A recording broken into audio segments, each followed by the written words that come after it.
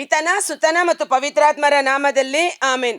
ಅಂತ್ಯಕಾಲ ಅಭಿಷೇಕ ಸಕಲ ಜನರ ಮೇಲೆ, ಸುಗ್ಗಿಕಾಲ ಸಮಯವಲ್ಲೋ ನಿನ್ನ ಆತ್ಮಾದಿ ತುಂಬಿಸಯ್ಯ. ಬೆಂಕಿಯಾಗಿ ಅಭಿಷೇಕಿಸಿ, ಅಗ್ನಿ ಜ್ವಾಲೆಯಾಗಿ ಅಭಿಷೇಕಿಸಿ, ಬಿರುಗಾಳಿಯಾಗಿ ಅಭಿಷೇಕಿಸಿ, ಆತ್ಮ ನದಿಯಲ್ಲಿ ಅಭಿಷೇಕಿಸಿ. ಪ್ರಭು ಕ್ರಿಸ್ತರಲ್ಲಿ ಆತ್ಮೀಯ ಸಹೋದರ ಸಹೋದರಿಯರೇ, ಇಂದು ಆಗಸ್ಟ್ 1 ಅಲ್ವಾ, ತಿಂಗಳ ಮೊದಲನೆಯ ದಿನ. ಕಳೆದ 7 ದಿನಗಳು ನಾವು ಸೌಖ್ಯದ ಕುರಿತಾಗಿ ಧ್ಯಾನಿಸಿ ಅನೇಕರು ಸೌಖ್ಯವನ್ನು ಪಡೆದುಕೊಂಡ ಸಾಕ್ಷಿಗಳ ಮೂಲಕ ದೇವರ ನಾಮವನ್ನು ಮಹಿಮೆಪಡಿಸಿದ್ದೀರಿ. ದೇವರು ನಿಮ್ಮನ್ನು ಹೆಚ್ಚಾಗಿ ಆಶೀರ್ವದಿಸಲಿ. ದೇವರು ನಂಬಿಗಸ್ತರು. ಈ ವಾಕ್ಯವನ್ನು ನಮಗೆ ಕಳುಹಿಸಿಕೊಡುವ ದೇವರು ನಂಬಿಗಸ್ತರು. ಅವರು ತನ್ನ ಕಾರ್ಯವನ್ನು ಮಾಡಿಯೇ ತೀರುವರು. ಈ ದಿನ ಪವಿತ್ರಾತ್ಮರು ಪ್ರೇರೇಪಣೆ ಮಾಡಿದ್ದು ಅಭಿಷೇಕದ ಶಕ್ತಿ ಎಲ್ಲ ನೊಗಗಳನ್ನು ಬಂಧನಗಳನ್ನು ಮುರಿದು ಹಾಕಿ ನಮ್ಮನ್ನು ಬಿಡುಗಡೆ ಮಾಡುವುದು ಎಂಬುದಾಗಿ. ಇದಕ್ಕೆ ಕೀವರ್ಡ್ ದೇವರು ತೋರಿಸಿಕೊಟ್ಟ ಪ್ರಥಮ ವಾಕ್ಯ ಅಥವಾ ಬೇಸಿಕ್ ವರ್ಡ್ ಅನ್ನೋದಾದರೆ ದೇವರ ವಾಕ್ಯ 2 ಕೊರಿಂಥ 3ನೇ ಅಧ್ಯಾಯ ವಚನ 17. ದೇವರ ಪರಿಶುದ್ಧಾತ್ಮರು ಎಲ್ಲಿ ಇಳಿದು ಬರುತ್ತಾರೋ ಅಲ್ಲಿ ಬಿಡುಗಡೆ ಉಂಟು, ವಿಮೋಚನೆ ಉಂಟು. ಆಮೇನ್. ದೇವರ, ನನ್ನೊಟ್ಟಿಗೆ ಸೇರಿ ಹೇಳೋಣ, 2 ಕೊರಿಂಥ 3ನೇ ಅಧ್ಯಾಯ ವಚನ 17. ದೇವರ ಪರಿಶುದ್ಧಾತ್ಮರು ಎಲ್ಲಿ ಇಳಿದು ಬರುತ್ತಾರೋ ಅಲ್ಲಿ ಬಿಡುಗಡೆ, ವಿಮೋಚನೆ ಲಭಿಸುತ್ತದೆ ಎಂಬುದಾಗಿ.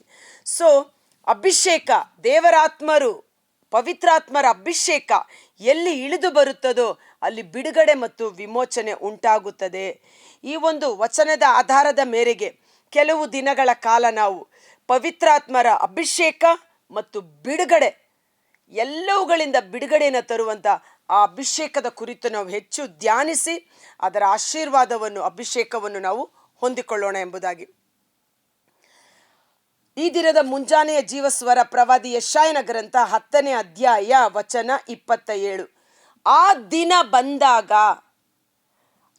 ಅವರು ನಿಮ್ಮ ಮೇಲೆ ಹೊರಿಸಿರುವ ಗುಲಾಮಗಿರಿಯನ್ನು ಕಳಚಿ ಹಾಕಲಾಗುವುದು. ಗುಲಾಮಗಿರಿ, ದಾಸತ್ವ, ಬಂಧನ, ಪರರ ಕೈ ಕೆಳಗೆ ಸಿಕ್ಕಿ ಹಾಕಿಕೊಂಡಿರುವುದು, ಅವರನ್ನು ಬಿಡುಗಡೆ ಮಾಡಲಾಗುವುದು. ನಿಮ್ಮ ಕೊರಳಿಗೆ ಕಟ್ಟಿದ ದಾಸ್ಯದ ನೊಗವನ್ನು ಮುರಿದು ಹಾಕಲಾಗುವುದು. ಒಂದು ಹಸು ಅಥವಾ ಕುದುರೆ ಇವುಗಳನ್ನು ಯಜಮಾನ ತೆಗೆದುಕೊಂಡಾಗ ಏನು ಮಾಡ್ತಾನೆ, ಅವುಗಳ ಕತ್ತಿಗೆ ಒಂದು ಲಗಾಮನ್ನು ಕಟ್ಟಿ ತನ್ನ ವಶದಲ್ಲಿ ಇಟ್ಟುಕೊಂಡಿರುತ್ತಾನೆ. ಇವತ್ತು ನಾವು ದಾಸತ್ವದ ನೊಗಗಳಲ್ಲಿ ಇದ್ದಿದ್ದೇ ಆದರೆ, ಪಾಪ ನಮ್ಮನ್ನು ಕಟ್ಟಿ ಹಾಕಿದ್ದಿದ್ದೇ ಆದರೆ, ಆ ನೊಗಗಳಿಂದ, ಆ ಬಂಧನಗಳಿಂದ ನಮ್ಮನ್ನು ಮುರಿದು ನಮ್ಮನ್ನು ಬಿಡುಗಡೆ ಮಾಡಲಾಗುವುದು. ಇದೇ ವಾಕ್ಯ ಮತ್ತೊಂದು ಟ್ರಾನ್ಸ್ಲೇಷನಲ್ಲಿ ನಾವು ನೋಡ್ತೇವೆ, ನೀವು ಪರಿಶುದ್ಧಾತ್ಮರಿಂದ ಅಭಿಷಕ್ತರಾದ ಕಾರಣ, ನೀವು ಈಗಾಗಲೇ ದೇವರ ಪರಿಶುದ್ಧಾತ್ಮರಿಂದ ಅಭಿಷಕ್ತರಾದ ಕಾರಣ ನಿಮ್ಮ ಮೇಲೆ ಹೇರಿರುವ ನೊಗಗಳನ್ನು, ಬಂಧನಗಳನ್ನು ಮುರಿದು ಹಾಕಿ ನಿಮ್ಮನ್ನು ಬಿಡುಗಡೆ ಮಾಡಲಾಗುವುದು. Price the lord. ಸೊ ಈ ತಿಂಗಳಲ್ಲಿ ನಾವು ಈ ಬಿಡುಗಡೆಯ ವಚನಗಳನ್ನು ಧ್ಯಾನಿಸುತ್ತಾ ಆ ಬಿಡುಗಡೆಯನ್ನು ನಾವು ಹೊಂದಿಕೊಳ್ಳೋಣ. ಈಗ ನಾನು ನಿಮಗೆ ಹೇಳಬೇಕಾಗಿರುವುದು ಏನೆಂದರೆ, ನಾವು ಅಭಿಷಕ್ತರು. ನಮ್ಮನ್ನು ಪ್ರಭು ಯೇಸು ತನ್ನ ಪರಿಶುದ್ಧಾತ್ಮರಿಂದ ಅಭಿಷೇಕಿಸಿದ್ದಾರೆ. ನನ್ನೊಳಗೆ ಪವಿತ್ರಾತ್ಮರ ಅಭಿಷೇಕ ಇದೆ ಎಂದು ನಾವು ವಿಶ್ವಾಸಿಸಬೇಕು. ಮೊಟ್ಟ ಮೊದಲನೇದಾಗಿ ಪ್ರಭು ಯೇಸುವಿನ ನಾಮದಲ್ಲಿ ಸ್ನಾನ ದೀಕ್ಷೆ ಪಡೆದುಕೊಂಡಿರುವ ಪ್ರತಿಯೊಬ್ಬನು ಪವಿತ್ರಾತ್ಮರಿಂದ ಅಭಿಷೇಕಿಸಲ್ಪಟ್ಟಿದ್ದಾನೆ. ಇವತ್ತು ನಾನು ಒಂಟಿಯಲ್ಲ, ನನ್ನೊಡನೆ, ನನ್ನೊಳಗೆ ದೇವರಾತ್ಮರು ಇದ್ದಾರೆ ಎಂಬುದನ್ನು ನಾವು ವಿಶ್ವಾಸಿಸುವಾಗ ಆ ಅಭಿಷೇಕ ನಮ್ಮಲ್ಲಿ ಕಾರ್ಯ ಮಾಡಲು ಪ್ರಾರಂಭ ಮಾಡುತ್ತದೆ. ಪ್ರೇಷಿತರ ಕಾರ್ಯಕಲಾಪಗಳು 10ನೇ ಅಧ್ಯಾಯ ವಚನ 38ರಲ್ಲಿ ಒಂದು ವಾಕ್ಯ ನಾವು ನೋಡ್ತೇವೆ. ಇವು ನಜರೇತಿನ ಯೇಸುವಿಗೆ ಸಂಬಂಧಪಟ್ಟ ವಿಷಯಗಳು. ಸ್ನಾನ ದೀಕ್ಷೆಯನ್ನು ಮಾಡಿಸಿಕೊಳ್ಳಬೇಕೆಂದು ಯೋವಾನನು ಬೋಧಿಸಿದ ನಂತರ ಯೇಸು ತಮ್ಮ ಸೇವಾವೃತ್ತಿಯನ್ನು ಗಲಿಲೆಯದಲ್ಲಿ ಪ್ರಾರಂಭಿಸಿದರು. ಪ್ರಭು ಯೇಸು ಪವಿತ್ರಾತ್ಮರಿಂದಲೂ ದೈವ ಶಕ್ತಿಯಿಂದಲೂ ಅಭಿಷಕ್ತರಾಗಿದ್ದರು. Praise the lord. ಹಾಲೆಲೂಯಾ. ಪ್ರಭು ಯೇಸು ಈ ಲೋಕದಲ್ಲಿ ಶರೀರ ರೂಪದಲ್ಲಿ ಜೀವಿಸುತ್ತಿದ್ದ ಸಮಯದಲ್ಲಿ ಅವರು ಪವಿತ್ರಾತ್ಮರಿಂದಲೂ ಸ್ವರ್ಗದ ಶಕ್ತಿ, ದೈವಿಕ ಶಕ್ತಿಯಿಂದಲೂ ಅವರು ಭೂಷಿತರಾಗಿದ್ದರು, ಅಭಿಷಕ್ತರಾಗಿದ್ದರು. ದೇವರು ತಮ್ಮೊಡನೆ ಇದ್ದುದರಿಂದ ನೋಡಿ, ಪ್ರಭು ಯೇಸುವಿನಲ್ಲಿ ಪವಿತ್ರಾತ್ಮರು ಮತ್ತು ಸ್ವರ್ಗದ ಶಕ್ತಿ, ಪವಿತ್ರಾತ್ಮ ಮತ್ತು ದೈವ ಶಕ್ತಿ ಎರಡು ಬರಬೇಕು. ಓಕೆ, ಕೆಲವರಲ್ಲಿ ಪವಿತ್ರಾತ್ಮ ಇದ್ದಾರೆ, ಆದರೆ ಶಕ್ತಿ ಅವರಲ್ಲಿ ಇನ್ನೂ ಕಾರ್ಯ ಮಾಡ್ತಾ ಇಲ್ಲ ಅನ್ನುವ ರೀತಿಯಲ್ಲಿ. ಉದಾಹರಣೆಗೆ ನೋಡಿ, ಫ್ಯಾನ್ ಇದೆ, ಸ್ವಿಚ್ ಬೋರ್ಡ್ ಇದೆ, ವಯರ್ ಇದೆ, ಆದರೆ ಕರೆಂಟ್ ಪಾಸ್ ಆಗದೆ ಇದ್ದರೆ ಫ್ಯಾನ್ ಓಡೋದಕ್ಕೆ ಸಾಧ್ಯವಿಲ್ಲ. ಓಕೆನಾ? ನಮ್ಮಲ್ಲಿ ಈಗಾಗಲೇ ಪವಿತ್ರಾತ್ಮರಿದ್ದಾರೆ, ಆದರೆ ಆ ಸ್ವರ್ಗದ ಶಕ್ತಿ ನಿಮ್ಮ ಮೇಲೆ ಇಳಿದು ಬರುವಾಗ ನೀವು ಬಲಶಾಲಿಗಳಾಗುವಿರಿ. ಪರಿಶುದ್ಧಾತ್ಮರು ಒಬ್ಬ ವ್ಯಕ್ತಿಯಾಗಿ ನಮ್ಮೊಳಗೆ ಬಂದು ನೆಲೆಸಿದ್ದರೂ ಸಹ ಅವರು ಶಕ್ತಿಯಾಗಿ ನಮ್ಮಲ್ಲಿ ಕಾರ್ಯ ಮಾಡಬೇಕು. ಶಕ್ತಿ means the power, the mighty power. ಪ್ರಭು ಯೇಸುವಿನಲ್ಲಿ ಪವಿತ್ರಾತ್ಮರು ದೈವ ಶಕ್ತಿ ಅಭಿಷೇಕವಾಗಿ ತುಂಬಿಸಲ್ಪಟ್ಟ ಕಾರಣ ಅವರು ಎಲ್ಲೆಡೆಯಲ್ಲೂ ಒಳಿತನ್ನು ಮಾಡುತ್ತಾ ಪಿಶಾಚಿ ಪೀಡಿತರಾದವರನ್ನು ಸ್ವಸ್ಥಪಡಿಸುತ್ತಾ ಸಂಚರಿಸಿದರು. Praise the lord. ಪ್ರಭು ಯೇಸು ಎಲ್ಲೆಡೆ ಒಳಿತನ್ನು ಮಾಡುತ್ತಾ ದುರಾತ್ಮ ಪೀಡಿತರನ್ನು ಸಹ ಬಿಡುಗಡೆ ಮಾಡಿದರು, ರೋಗಿಗಳನ್ನು ಗುಣಪಡಿಸಿದರು, ಸತ್ಕಾರ್ಯಗಳನ್ನು ಮಾಡುತ್ತಾ ಅವರು ಈ ಲೋಕದಲ್ಲಿ ಸಂಚರಿಸಿದರು.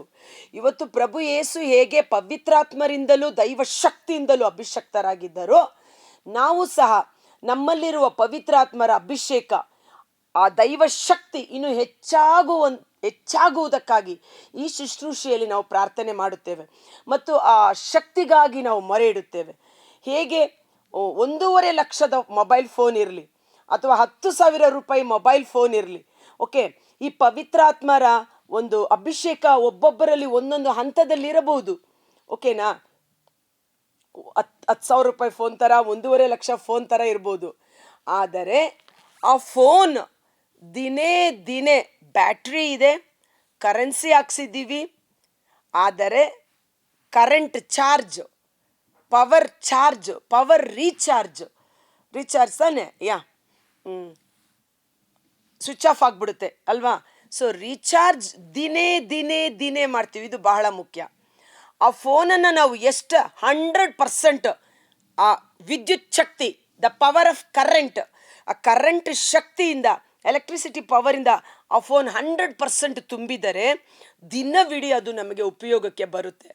ಇಲ್ಲ ಆ ಫೋನ್ ಕೇವಲ 1-2 ಸೆಕೆಂಡು, 5 ನಿಮಿಷ ನಾವು ಪವರ್ ಆನ್ ಮಾಡಿ ಆ ಶಕ್ತಿಯಿಂದ ತುಂಬಿಸಲ್ಪಟ್ಟರೆ ಅದು ಸ್ವಲ್ಪ ಗಂಟೆ ಕಾಲ ಬರುತ್ತೆ, ಆಮೇಲೆ ಫೋನ್ ಸ್ವಿಚ್ ಆಫ್ ಆಗಿಬಿಡುತ್ತೆ. ಅರ್ಥ ಆಗ್ತಿದೆಯಲ್ಲ? ಇದೇ ರೀತಿಯಲ್ಲಿ ನಾವು ಈಗಾಗಲೇ ಪವಿತ್ರಾತ್ಮನಿಂದ ಅಭಿಷೇಕಿಸಲ್ಪಟ್ಟಿದ್ದರೂ ಸಹ ನಾವು ಆ ಸ್ವರ್ಗದ ಶಕ್ತಿಯಿಂದ ಹೆಚ್ಚು ಅಭಿಷೇಕಿಸಲ್ಪಡಬೇಕು, ಆ ಶಕ್ತಿಯಿಂದ ತುಂಬಿಸಲ್ಪಡಬೇಕು. ಪ್ರಭು ಯೇಸು ಆ ಶಕ್ತಿ ಮತ್ತು ಪವಿತ್ರಾತ್ಮ ಇದ್ದ ಕಾರಣ ಅವರಿಂದ ಸೌಖ್ಯದ ಶಕ್ತಿ ಹರಿದು ಹೋಗುತ್ತಿತ್ತು. ಅವರಿಂದ ದೆವ್ವಗಳು ಗಡಗಡನೆ ನಡುಗಿ ಬಿಡುಗಡೆಯಾಗುವ ಶಕ್ತಿ ಅವರಿಂದ ರಿಲೀಸ್ ಆಗ್ತಾ ಇತ್ತು. ಯಾರೆಲ್ಲ ಯೇಸುವನ್ನು ಮುಟ್ಟಿದರೋ ಅವರೆಲ್ಲರಲ್ಲಿ ಸೌಖ್ಯದ ಶಕ್ತಿ ಕಾರ್ಯ ಮಾಡುತ್ತಿತ್ತು. ಪ್ರಭು ಯೇಸುವಿನಿಂದ ಸೌಖ್ಯದ ಶಕ್ತಿ ಹರಿದು ಬಂದು ಅದು ಒಂದು ಹೇಗೆ ಕರೆಂಟ್ ಪಾಸ್ ಆಗುತ್ತೆ ನೋಡಿ, ಕರೆಂಟ್ ಪಾಸ್ ಆಗುತ್ತೆ. ಈಗ ಕರೆಂಟ್ ಪಾಸ್ ಆಗ್ತಾ ಇರೋ ವಯರನ್ನು ನಾವು ಮುಟ್ಟಿದ್ರೆ ಇಮಿಡಿಯೇಟ್ ಆ ಕರೆಂಟ್ ಶಾಕ್ ನಮಗೆ ಪಾಸ್ ಆಗುತ್ತೆ.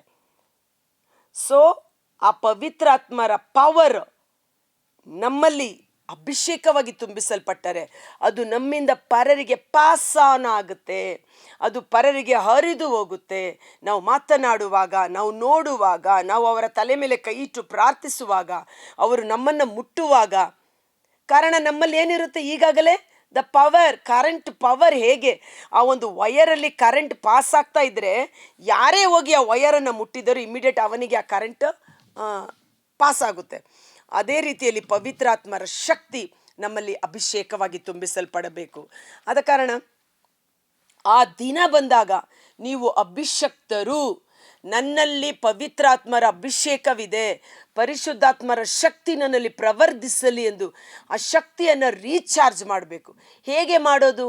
ಪವಿತ್ರಾತ್ಮರಿಗೆ ಸಂಬಂಧಪಟ್ಟ ಕಾರ್ಯಗಳು, ಪ್ರಾರ್ಥನೆ, ದೇವರ ವಾಕ್ಯ ಓದುವುದು, ಧ್ಯಾನಕೂಟಗಳಲ್ಲಿ ಭಾಗವಹಿಸುವುದು, ಅಂತರಂಗ ಜೀವನ ಪರಿಶುದ್ಧತೆಗೊಳಿಸುವುದು, ಪಾಪವನ್ನು ಬಿಟ್ಟು ದೇವರಿಗೆ ಅಭಿಮುಖರಾಗಿ ಜೀವಿಸುವುದು. ಹೀಗೆ ಮಾಡುವಾಗ ಆ ಶಕ್ತಿ ನಮ್ಮಲ್ಲಿ ಪ್ರವರ್ಧಿಸುತ್ತದೆ, ಕಾರ್ಯ ಮಾಡಲು ಪ್ರಾರಂಭ ಮಾಡುತ್ತದೆ. ಯೇಸು ಸ್ವಾಮಿಯಲ್ಲಿ ಆ ದೈವ ಶಕ್ತಿ ಇದ್ದ ಕಾರಣ 18 ವರ್ಷ ಕಾಲ ಗೂನು ಬೆನ್ನಿನಿಂದ ನರಳುತ್ತಿದ್ದ ಮಹಿಳೆಯನ್ನು ನೋಡಿದಾಗ ಯೇಸು ಆಕೆಯನ್ನು ಮುಟ್ಟಿ, ಅಮ್ಮ, ನೀನು ಬಿಡುಗಡೆ ಹೊಂದಿಕೊಳ್ಳುವೆ, ನೀನು ಬಿಡುಗಡೆ ಪಡೆದುಕೊಳ್ಳುತ್ತೀ ಎಂದು ನುಡಿದ ಕ್ಷಣ ಮಾತ್ರದಲ್ಲಿ 18 ವರ್ಷಗಳಿಂದ ಆಕೆಯನ್ನು ಕಟ್ಟಿ ಹಾಕಿದ್ದ ಗುಲಾಮತನದಲ್ಲಿ, ನೊಗ ದಾಸತ್ವದಲ್ಲಿ ಕಟ್ಟಿ ಹಾಕಿದ್ದ ಸೈತಾನನ ಬಂಧನದಿಂದ ಆ ಮಗಳು ಬಿಡುಗಡೆಯನ್ನು ಹೊಂದಿ ನೆಟ್ಟಗಾದಳು. ಆಕೆ ತಲೆ ಎತ್ತಿ ದೇವರಿಗೆ ಸ್ತೋತ್ರ ಮಾಡುವಂಥ ಕಾರ್ಯ ಅವಳಲ್ಲಿ ಜರುಗಿತು. ಆಗ ಯೇಸು ಹೇಳುತ್ತಾರೆ, ಈಕೆಯನ್ನು 18 ವರ್ಷ ಕಾಲ ಸೈತಾನ ಕಟ್ಟಿ ಹಾಕಿದ್ದ. ಇವತ್ತು ನಮ್ಮಲ್ಲಿ ಅನೇಕ ರೋಗಗಳು, ದುರಭ್ಯಾಸಗಳು, ದುಶ್ಚಟಗಳು ಅಥವಾ ಶಾರೀರಿಕವಾದ ಬಲಹೀನತೆ, ಕೋಪ, ದ್ವೇಷ, ಹಗೆತನ, ನಾನಾ ವಿಧವಾದ ರೋಗ ರುಜಿನಗಳು ನಮ್ಮನ್ನು ಕಟ್ಟಿ ಹಾಕಿರಬಹುದು. ಅವೆಲ್ಲ ಸೈತಾನನ ನೊಗಗಳು. ಅದಕ್ಕಾಗಿ ಆ ದಿನ ಬಂದಾಗ ನಿಮ್ಮ ಮೇಲೆ ಹೊರಲಾಗಿರುವ ಎಲ್ಲ ನೊಗಗಳನ್ನು ಮುರಿದು ಹಾಕಲಾಗುವುದು. ನೀವು ಸ್ವತಂತ್ರರಾಗುವಿರಿ. ದೇವರ ಪರಿಶುದ್ಧಾತ್ಮರು ಎಲ್ಲಿ ಇಳಿದು ಬರುತ್ತಾರೋ ಅಲ್ಲಿ ಬಿಡುಗಡೆ ಉಂಟು, ಅಲ್ಲಿ ವಿಮೋಚನೆ ಉಂಟು. ಈ ತಿಂಗಳಿಡೀ ನಾವು ಸಾಧ್ಯವಾದರೆ ಪವಿತ್ರಾತ್ಮರ ಅಭಿಷೇಕ, ಆ ಶಕ್ತಿ, ಸ್ವರ್ಗದ ಶಕ್ತಿ ನಿನ್ನ ಮೇಲೆ ಇಳಿದು ಬರುವಾಗ ನೀನು ಬಲಶಾಲಿಗಳಾಗುವಿರಿ. ನಿಮ್ಮ ಪ್ರಾರ್ಥನೆಯಲ್ಲಿ ಪವಿತ್ರಾತ್ಮರ ಸ್ವರ್ಗದ ಶಕ್ತಿಗಾಗಿ ನಾವು ಪ್ರಾರ್ಥಿಸೋಣ. ಆ ಶಕ್ತಿಯಿಂದ ಭೂಷಿತರಾದಾಗ ನಾವು ಬಲಶಾಲಿಗಳಾಗುತ್ತೇವೆ. ಯೇಸುವಿನಂತೆ ನಾವು ಸಹ ಸತ್ಕಾರ್ಯಗಳನ್ನು ಕೈಗೊಳ್ಳುತ್ತಾ, ಪಿಶಾಚಿ ಪೀಡಿತರನ್ನು ಬಿಡುಗಡೆ ಮಾಡುತ್ತಾ, ರೋಗಿಗಳನ್ನು ಸ್ವಸ್ಥಪಡಿಸುತ್ತಾ ದೇವರ ಸೇವೆಗಾಗಿ ಉಪಯೋಗಿಸಲ್ಪಡುತ್ತೇವೆ. ಕರ್ತರಾದ ಯೇಸುವೇ, ಮುಂಜಾನೆ ಜೀವಸ್ವರವನ್ನು ಆಲಿಸುತ್ತಿರುವ ಪ್ರತಿಯೊಬ್ಬ ಸಹೋದರ ಸಹೋದರಿಯವರ ಕುಟುಂಬಗಳನ್ನು ನಿಮ್ಮ ಕರಗಳಿಗೆ ಸಮರ್ಪಿಸುತ್ತೇನೆ. 1 ಯೋಹಾನ 2ನೇ ಅಧ್ಯಾಯ ವಚನ 20ರಲ್ಲಿ, ನೀವು ಈಗಾಗಲೇ ಪರಿಶುದ್ಧಾತ್ಮರಿಂದ ಅಭಿಷಕ್ತರಾಗಿದ್ದೀರಿ, ನೀವು ಸತ್ಯವನ್ನು ಅರಿತವರಾಗಿದ್ದೀರಿ. 1 ಯೋಹಾನ 2:27ರಲ್ಲಿ, ನೀವು ಈಗಾಗಲೇ ಪರಿಶುದ್ಧಾತ್ಮರಿಂದ ಅಭಿಷಕ್ತರಾದ ಕಾರಣ ನಿಮ್ಮಲ್ಲಿರುವ ಅಭಿಷೇಕ ನಿಮ್ಮನ್ನು ಬಿಡುಗಡೆ ಮಾಡುವುದು, ನಿಮ್ಮಲ್ಲಿರುವ ಅಭಿಷೇಕ ನಿಮ್ಮನ್ನು ಸಮಗ್ರ ಸತ್ಯದೆಡೆಗೆ ಕರೆದೊಯ್ಯುವುದು. ಇಬ್ರಿಯ 1:7ರಂತೆ, ತನ್ನ ದೂತರನ್ನು ಬಿರುಗಾಳಿಯನ್ನಾಗಿಯೂ ತನ್ನ ಸೇವಕರನ್ನು ಅಗ್ನಿ ಜ್ವಾಲೆಯನ್ನಾಗಿ ಮಾರ್ಪಡಿಸುತ್ತಾರೆ. ಇಂದು ದೇವರ ಶಿಷ್ಯರಾಗಿರುವ, ಪ್ರಭು ಯೇಸುವಿನ ಅನುಯಾಯಿಗಳಾಗಿರುವ, ದೇವ ಸೇವಕರುಗಳಾಗಿರುವ ನಮ್ಮಲ್ಲಿ ಆ ಪವಿತ್ರಾತ್ಮರ ಅಗ್ನಿ ಜ್ವಾಲೆಗಳಾಗಿ ನಾವು ಮಾರ್ಪಾಡಾಗುವಂತೆ ಓ ಪರಿಶುದ್ಧಾತ್ಮರೇ, ನಮ್ಮೊಬ್ಬೊಬ್ಬರನ್ನು ಅಭಿಷೇಕಿಸಿರಿ. ಪರಿಶುದ್ಧಾತ್ಮರ ಶಕ್ತಿ, ಸ್ವರ್ಗದ ಶಕ್ತಿ ನಮ್ಮೊಬ್ಬೊಬ್ಬರಲ್ಲಿ ಸಶರೀರವಾಗಿ ಇಳಿದು ಬರಲಿ. ದಿನೇ ದಿನೇ ದಿನೇ ದಿನೇ ಬಲದಿಂದ ಬಲಕ್ಕೆ, ಶಕ್ತಿಯಿಂದ ಶಕ್ತಿಗೆ, ಮಹಿಮೆಯಿಂದ ಮಹಿಮೆಗೆ ನಮ್ಮನ್ನು ಮಾರ್ಪಡಿಸುವ, ರೂಪಾಂತರಗೊಳಿಸುವ ಪವಿತ್ರಾತ್ಮರು ನಮ್ಮೊಬ್ಬೊಬ್ಬರಲ್ಲಿ ಅಭಿಷೇಕವಾಗಿ ಸುರಿಸಲ್ಪಡಲಿ. ಬಾಯಾರಿದವನು ನನ್ನ ಬಳಿಗೆ ಬರಲಿ, ದಾಹ ಉಳ್ಳವನಿಗೆ ನಾನು ಯಥೇಚ್ಛವಾದ ಜೀವ ಜಲವನ್ನು ಕೊಡುತ್ತೇನೆಂದು ವಾಗ್ದಾನ ಮಾಡಿರುವ ಪ್ರಭು ಯೇಸುವೆ, ಈ ಮುಂಜಾನೆ ವೇಳೆ ನಾವೆಲ್ಲರೂ ಸ್ವರ್ಗದ ಶಕ್ತಿ, ಪವಿತ್ರಾತ್ಮರ ಶಕ್ತಿಗಾಗಿ ನಾವು ಮೊರೆ ಇಡುತ್ತಿದ್ದೇವೆ. ಸ್ವರ್ಗದ ದ್ವಾರಗಳು ತೆರೆಯಲ್ಪಡಲಿ. ಪವಿತ್ರಾತ್ಮರ ಶಕ್ತಿ ನಮ್ಮೊಬ್ಬೊಬ್ಬರ ಮೇಲೆ ಸಶರೀರವಾಗಿ ಇಳಿದು ಬರಲಿ. ಬಲಹೀನವಾದ ಒಂದೊಂದು ಶರೀರಗಳು ಪವಿತ್ರಾತ್ಮರ ಶಕ್ತಿಯಿಂದ ಬಲಗೊಳ್ಳಲಿ. ಅವರ ಎಲ್ಲ ದಾಸತ್ವದ ನೊಗಗಳು ಮುರಿದು ಹಾಕಲ್ಪಡಲಿ. ಅವರ ರೋಗ ರುಜಿನದ ಕಟ್ಟುಗಳು ಮುರಿದು ಹಾಕಲ್ಪಡಲಿ. ಪೌಲ ಮತ್ತು ಸೀಲ ಅಭಿಷಕ್ತರಾದ ಕಾರಣ ಅವರು ದೇವರನ್ನು ಸ್ತುತಿಸುವಾಗ ಇದ್ದಕ್ಕಿದ್ದಂತೆ ಭೂಕಂಪವಾಯಿತು. ಪವಿತ್ರಾತ್ಮರು ಇಳಿದು ಬಂದಾಗ ಅವರ ಬಂಧನಗಳು, ಸರಪಣಿಗಳು ಕಳಚಿ ಬಿದ್ದವು. ಅವರು ಸ್ವತಂತ್ರರಾಗಿ ದೇವರನ್ನು ಸ್ತುತಿಸಿದರು. ಆ ಬಿಡುಗಡೆ ಪರರ ಕೈದಿಗಳಿಗೂ ಸಹ ಸ್ವಾತಂತ್ರ್ಯವನ್ನು ಕೊಟ್ಟ ರೀತಿಯಲ್ಲಿ ಓ ಪರಿಶುದ್ಧಾತ್ಮರ ಬಿಡುಗಡೆಯ ಆತ್ಮರು ನಮ್ಮೊಬ್ಬೊಬ್ಬರಲ್ಲಿ ಕಾರ್ಯ ಮಾಡಲಿ. ನಮ್ಮನ್ನು ಕಟ್ಟಿಹಾಕಿರುವ ಮಾನಸಿಕ, ಶಾರೀರಿಕ, ಆಧ್ಯಾತ್ಮಿಕವಾದ ಎಲ್ಲ ಬಂಧನಗಳು, ಸರಪಣಿಗಳು ಯೇಸುವಿನ ನಾಮದಲ್ಲಿ ಮುರಿಯಲ್ಪಡಲಿ. ಈ ಸಮೂಹ ಸ್ವತಂತ್ರರಾಗಿ ಯೇಸುವಿನ ನಾಮಕ್ಕೆ ಸಾಕ್ಷ್ಯಗಳಾಗಿ ಜೀವಿಸುವ ಅಭಿಷೇಕ ಲಭಿಸುವಂತೆ ಯೇಸುವಿನ ಅದ್ಭುತಕರವಾದ ನಾಮದಲ್ಲಿ ಪ್ರಾರ್ಥಿಸಿ ಬೇಡಿ ಹೊಂದಿಕೊಳ್ಳುತ್ತೇವೆ. ಆಮೆನ್. God bless you. ದೇವರು ನಿಮ್ಮನ್ನು ಹೆಚ್ಚಾಗಿ ಆಶೀರ್ವದಿಸಲಿ. ಈ ವಾರವಿಡೀ ಅಭಿಷೇಕವನ್ನು ಹೆಚ್ಚಿಸಿಕೊಳ್ಳೋಣ. ಶಕ್ತಿ, ನಾನು ಹೇಳಿರುವ ಪವರ್ ಹೇಗೆ? ನೀವು ಪ್ರಾರ್ಥನೆ, ಉಪವಾಸ, ದೇವರ ವಾಕ್ಯ ಓದುವುದು, ಪಾಪದ ಜೀವನವನ್ನು ಬಿಟ್ಟು ಯೇಸುವಿಗೆ ಅಭಿಮುಖರಾಗುವುದು, ದೇವರ ವಾಕ್ಯವನ್ನು ಓದಿ ಧ್ಯಾನಿಸುವುದು, ಇವೆಲ್ಲವೂ ನಮ್ಮಲ್ಲಿ ಆ ಶಕ್ತಿಯನ್ನು ರಿನ್ಯೂ ಮಾಡುವಂಥದ್ದಾಗಿದೆ. ತಪ್ಪದೆ ವಿಡಿಯೋ ಲಿಂಕನ್ನು ಪರರಿಗೂ ಶೇರ್ ಮಾಡಿ ಸ್ವರ್ಗದ ಶಕ್ತಿಯಿಂದ ಅಭಿಷಕ್ತರಾಗಿರಿ. Thank you. ಮತ್ತೊಂದು ವಿಶೇಷತೆ ಏನೆಂದರೆ, ಈ ದಿನ ಆಗಸ್ಟ್ 1 ಮೊದಲನೇ ಶನಿವಾರ ನಮ್ಮ RRC ಧ್ಯಾನ ಕೇಂದ್ರದಲ್ಲಿ ರಾತ್ರಿ ಜಾಗರಣೆಯ ಪ್ರಾರ್ಥನೆ, ಬಿಡುಗಡೆಯ ಪ್ರಾರ್ಥನೆ, ರೋಗ ಸೌಖ್ಯದ ಪ್ರಾರ್ಥನೆ, ಸುಮಾರು ಒಂದು 600ರಿಂದ 800 ಜನ ಬಂದು ಭಾಗವಹಿಸುತ್ತಾರೆ. ಅವರು ಸೌಖ್ಯವನ್ನು, ಬಿಡುಗಡೆಯನ್ನು ಹೊಂದಿಕೊಳ್ಳುತ್ತಾರೆ. ದೇವರ ಆತ್ಮರು ಇಳಿದು ಬರುವಾಗ ಅವರಿಗೆ ಸಂಪೂರ್ಣ ಬಿಡುಗಡೆ ಉಂಟಾಗುತ್ತದೆ. ಶನಿವಾರ ಇಂದು ರಾತ್ರಿ 10ರಿಂದ ಮುಂಜಾನೆ 5 ಗಂಟೆಯವರೆಗೆ ದೇವರ ವಾಕ್ಯದ ಪ್ರಬೋಧನೆ, ಸ್ತುತಿ ಸ್ತೋತ್ರ, ಸೌಖ್ಯ ಮತ್ತು ಬಿಡುಗಡೆಯ ಆರಾಧನೆ, ದಿವ್ಯ ಬಲಿಪೂಜೆ ಎಲ್ಲವೂ ಇರುತ್ತದೆ. ರಾತ್ರಿ ಬಂದು ನೀವು ದೇವರನ್ನು ಆರಾಧಿಸುತ್ತಾ ಪರಿಪೂರ್ಣದ ಬಿಡುಗಡೆಯನ್ನು, ಸೌಖ್ಯವನ್ನು ಹೊಂದಿಕೊಳ್ಳಿರಿ. ನಿಮ್ಮೊಳಗಿರೋ ಪವಿತ್ರಾತ್ಮರ ಶಕ್ತಿ ಉಜ್ಜೀವನಗೊಳ್ಳಲಿ, ನವೀಕರಿಸಲ್ಪಡಲಿ. ನೈಟ್ ವಿಜಿಲಲ್ಲಿ ಎಲ್ಲರೂ ಪರಸ್ಪರ ಮುಖಾಮುಖಿ ಸಂಧಿಸೋಣ. ನಿಮ್ಮೆಲ್ಲರಿಗೂ RRC ಧ್ಯಾನ ಕೇಂದ್ರದ ಡೈರೆಕ್ಟರ್ ಗುರುಗಳ ಪರವಾಗಿ ಈ ದಿನದ ಕನ್ನಡ ಜಾಗರಣೆ ಪ್ರಾರ್ಥನೆಗೆ, ರಾತ್ರಿ ಜಾಗರಣೆ ಪ್ರಾರ್ಥನೆಗೆ ಸುಸ್ವಾಗತವನ್ನು ಕೋರುತ್ತೇನೆ. God bless you.